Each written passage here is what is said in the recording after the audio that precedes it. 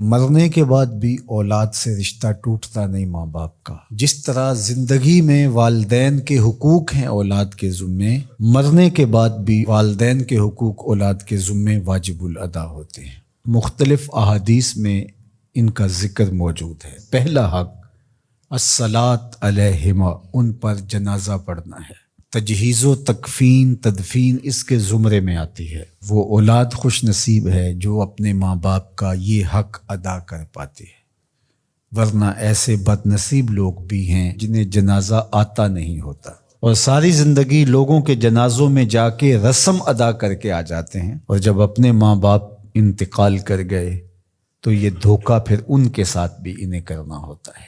تو وہ کیا سوچ رہے ہوں گے کہ یہ ماں باپ کے مرنے کے بعد ان کا پہلا حق تھا جو ہم نے ادا نہیں کیا۔ تو دوسرا حق استغفار لہما، ان کے لیے بخشش کی دعا کرنا، مغفرت کی دعائیں کرنا، اے اللہ ان کی مغفرت فرما۔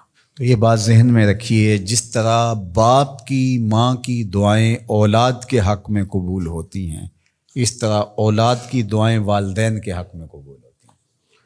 تو ان کے لیے استغفار کیا جائے۔ ایک شخص فوت ہوا اور اپنی بدعمالیوں کی وجہ سے قبر میں جکڑا گیا، تو بعد میں اچانک اس سے عذاب اٹھا لیا گیا کچھ عرصے کے بعد۔ تو بارگاہ عزدی میں عرض گزار ہوا، مالک میرے اعمال تو ایسے نہیں تھے کہ مجھے ان مشکلوں سے نکال کے کھڑکی کھول دی گئی جنت کی، تو کہا کہ تیرے مرنے کے بعد تیری بیوی کے ہاں جو بیٹا پیدا ہوا، تیرا بچہ پیدا ہوا، پھر اس نے اس کو پروان چڑھایا، اب وہ بولنے لگا اور اس کو وہ درس گاہ میں چھوڑ آئی، تو استاد نے اس کو پڑھایا، بیٹا پڑھو بسم اللہ الرحمن الرحیم، تو اس نے یہ پڑھا، مجھے شرم آئی کہ اس کا بیٹا مجھے رحمان الرحیم کہہ رہا ہے اور میں اس کو عذاب دوں۔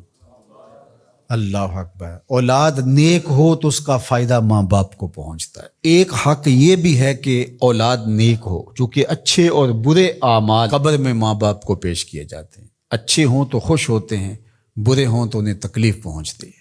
اس لیے ماں باپ کا مرنے کے بعد جو اولاد کے ذمے حق ہے، ان میں سے ایک حق یہ ہے کہ وہ نیک اور صالح ہوں تاکہ ان کو قبر میں راحت پہنچے۔ تیسرا حق ماں باپ کا جو اولاد کے ذمے ہے وہ انفاذ العہد ہے، ان کے عہد پورے کرنے، ان کے وعدے پورے کرنے۔ یعنی انہوں نے جو عہد کر رکھا تھا کسی وجہ سے پورا نہیں کر سکے، تو اولاد کے ذمے ہے کہ وہ اس کو ادا کرے۔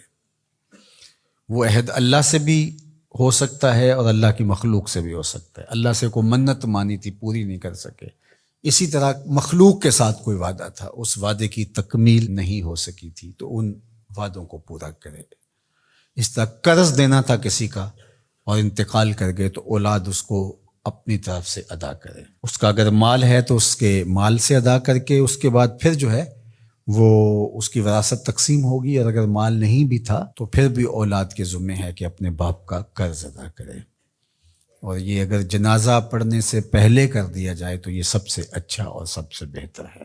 ایک تو یہ ہے کہ انہوں نے جو وعدے کر رکھے تھے، ان کے جو عہد تھے وہ پورے کرے، لیکن اس کے زمرے کے اندر وہ واجب کی سطح تک تو نہیں ہے، لیکن ان کے حقوق میں سے ہے کہ ان کے معمولات خیر کو جاری رکھے۔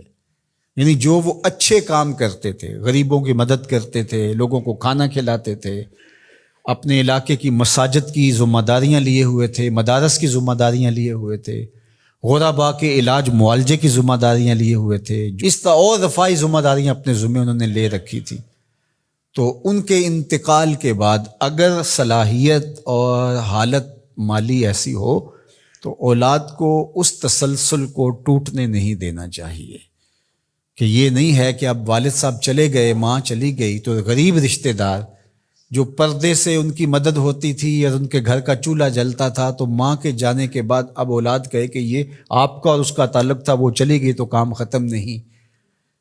اس معمول کو جاری رکھیں، قبر میں ماں کی روح خوش ہوگی، روح بھی خوش ہوگی، اور اس کا اجر آپ کو بھی ملے گا، اور برابر اتنا ہی اجر آپ کے ماں باپ کو بھی قبر میں ملے گا، اس لیے کہ اس کار خیر کو شروع انہوں نے کر رکھا تھا۔ تو جو معمولات خیر ہیں ماں باپ کے، ان کو جاری رکھا جائے۔ چوتھا حق ماں باپ کا مرنے کے بعد جو اولاد کے ذمے عائد ہوتا ہے وہ ہے بر الاصدقاء، حسن سلوک کرنا باپ کے دوستوں کے ساتھ اور ماں کی سہیلیوں کے ساتھ. خالہ ماں کی جگہ پہ آتی ہے اور چچا باپ کی جگہ پہ آتا ہے. تو ماں کے انتقال کے بعد جو ماں کی طرف سے رشتہ داری کا سلسلہ ہے اس کو توڑ نہ دیا جائے کہ اب ماں نہیں رہی تو رشتے بھی ختم، اس طرح باپ نہیں رہا تو رشتے بھی ختم. تو ان کے ساتھ صلہ رحمی کی جائے. مرنے والے والدین کے حقوق کو کون ہے ایسا دین جو اس طرح بیان کرے گا؟ آج دنیا یورپ کی بات کرتے ہیں، وہ تو زندہ ماں باپ کو اولڈ پیپلز ہوم میں چھوڑ آتے ہیں. ایک ماں 10 بچوں کو پال لیتی ہے، 10 بیٹوں کو ایک باپ پالتا ہے، پھر 10 بیٹے مل کر ایک باپ کو نہیں پال سکتے.